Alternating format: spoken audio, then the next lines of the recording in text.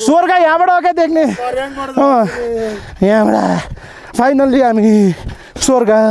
आइपुग्यो वाह ल वेलकम टु स्वर्गमा गाइजहरू सबैजनालाई गाइज एन्ड गोरुज आउनु है खिच्दै आउनु है त छ नि अलिअलि ल फाइनल्ली हामी चाहिँ कोन्चोलिङ केभ पुगेको अवस्था छ है देख्न सक्नुहुन्छ कोन्चोलिङ केभ अब हामी चाहिँ कोन्चोलिङ केभमा पुगेको अवस्था छ हेर्नुहोस् ल